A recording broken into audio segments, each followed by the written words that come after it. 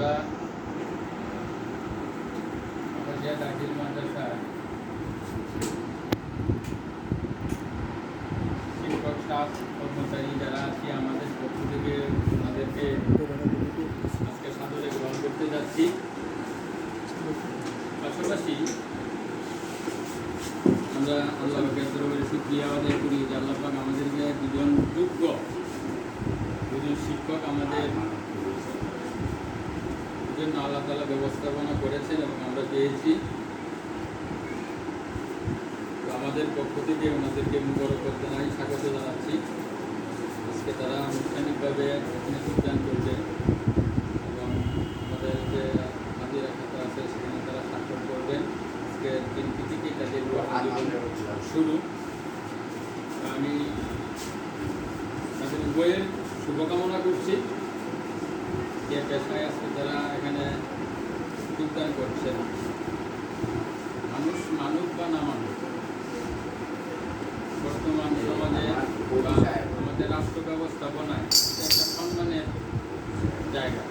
শিক্ষকতা যে পেশাটা এটা অত্যন্ত একটা সম্মানের পেশা। একজন শিক্ষক গরিব হতে পারে, একজন ধনী হতে পারে, একজন কালো হতে পারে, একজন সুন্দর হতে পারে, একজন কম শিক্ষিত হতে পারে, একজন বেশি হতে পারে, কিন্তু পরিচয় কিন্তু একটাই, সবাই শিক্ষক। এখানে ইউনিভার্সিটিতে যারা পড়ায় তারাও শিক্ষক, মাধ্যমিক স্তরে যারা পড়ায়, কলেজ লেভেলে যারা পড়ায়, প্রাইমারি লেভেলে যারা পড়ায়, সবাই শিক্ষক। তো আমি আমাদের যে নতুন যে দুজন কলিগ যোগদান করছেন, আমি তাদের প্রতি আমার আবেদন থাকবে, এটা আমার ব্যক্তিগত অভিজ্ঞতা থেকে আমি বলছি, আমার মানুষ যদি মন থেকে কোনো কিছু আল্লাহর কাছে চায়, এটা আজ হোক কাল হোক, একদিন না একদিন আল্লাহ তাআলা পূরণ করবে। এটা একটা বাস্তব উদাহরণ আমি নিই। এটা জানার জন্য বলছি, আমি এসএসসি পাস করছি 1993 সালে। 7 বছর আমার লেখাপড়া বন্ধ ছিল। তখন আমি একটা বেসরকারি চাকরি করতাম ঢাকায়। 7 বছর চাকরি করার পর আমার মা যখন মারা গেলে তখন বাড়িতে আসলাম। আসার পরে মনের ভিতরে একটা প্রতিক্রিয়া তৈরি হল যে আমি আসলে চাকরি করে এই টাকা দিয়ে আমি করবো। তো মাই নাই, ছেলে বাড়িতে যে একটা ভিতরে একটা কথা বসে গেছে, বাড়িতে বসে গেছে। আমার এক বন্ধুপতি ছিল বলতে ভাই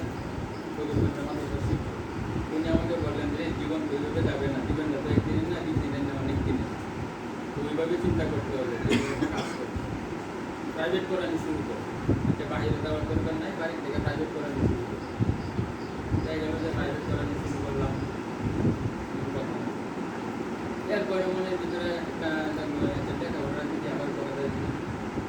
আবার আমি 2000 সালে আমি পরীক্ষা দিলাম, তারপরে 5 দিন দিলাম, তারপরে কামিং দিলাম। মানে একটার পর একটা মনের ভিতর তৈরি হইতেছে যে না, এটা যেহেতু করছি তো ওইটাও এখন করা দরকার, ওইটাও করা দরকার। এইভাবে করতে করতে আমিও শেষ করলাম। তারপরে দেখা গেলো আবার নিবন্ধন দিলাম। আল্লাহ রহমত ফার্স্ট পরীক্ষাতেই আমি অ্যালাউ হয়ে গেছিলাম। এরপরে দেশে আমার চাকরি হয়েছে। এই যে আমি কোথায় হারায় গেছিলাম, কিন্তু মনের ভিতরে কিন্তু একটা সবসময় ভাবনা থাকতো যে আমি এমন একটা কিছু হতে চাই। হতে চাওয়া থেকেই কিন্তু আল্লাহ পাক এই পর্যন্ত টেনে এনেছে।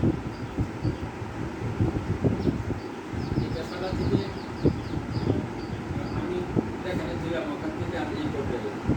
হয়তো আল্লাহ যদি সহায় থাকেন, হয়তো অল্প কিছুদিনের মধ্যে হয়তো আবার একটা ভাব আগানোর একটা চিন্তা ভাবনা আছে, সুযোগ আমার সামনে আছে, যদি আল্লাহ পাক কবুল করে।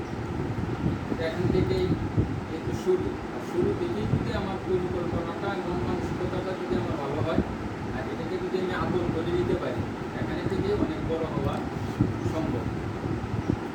এবং সর্বোপরি আমার মনের প্রতি আমার অনুরোধ থাকবে, আমি এমনি জানি আমার মানুষ সাথে সামাজিক মানুষ বিভিন্ন সামাজিক কার্যকলাপে জড়িত।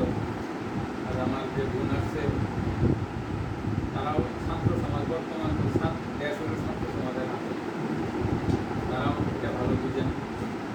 আমাদের এই প্রতিষ্ঠানের প্রাঙ্গণে ছাত্র, আমাদের যে অনেকগুলো সমস্যা আছে, বিশেষ করে আমাদের ছাত্র সমস্যা আছে, বিগত কিছুদিন আমরা চেষ্টা করার ফলে কিছুটা উন্নতি আমাদের এবং এখন আশা করি বিনোদন এলাকা, সেই আসসালামু আলাইকুম। কাছ থেকে আমরা একটা ভালো সাপোর্ট যখন পাবো তখন হয়তো আমরা আরও ভালো করতে পারবো, এই আশাটুকু আমি রাখি। আমি তাদের কাছে আমার অনুরোধ রেখে আন্তরিকতা বিশেষ করে এখানে সবাই দূরে এলাকার যারা থাকে তাদের কিন্তু কাজ বেশি থাকে, দায়িত্বটা বেশি থাকে। তো এই জন্য এটাকে কাজের পূজা মনে না করে প্রতিষ্ঠানকে ভালোবেসে, যেহেতু তোমার ফারুকটা প্রতিষ্ঠানের ছাত্র, ওনার তো ভালোবাসা নতুন করে হওয়ার জন্য ভালোবাসার ভিতরেই আছে, সেটাকে আপনি জাগ্রত করেন। আমরা আমাদের পক্ষ থেকে, আমাদের স্টাফের পক্ষ থেকে, হুজুর আছেন বা আমি সহযোগিতা আমাদের পক্ষ থেকে সার্বিক সহযোগিতা যখন যেটা প্রয়োজন আমরা করবো। আপনারা সামনে এগিয়ে দিয়ে দেন, যে শুভকামনা করে।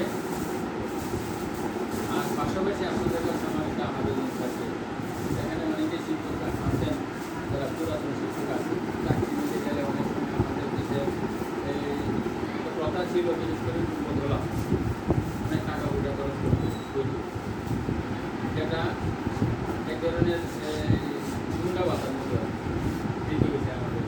এটা বাধ্য হয়ে আমরা দিতে, টাকাকেও দিতে কিন্তু ইচ্ছুক না, কিন্তু একজন মানুষ যখন অপারক হয় তখনই তাকে দিতে হয়, সেভাবে দিতে হয়েছে। যাই হোক, আপনাদের পিছনে এই ধরনের কোনো সমস্যা ইনশাল্লাহ হয় নাই।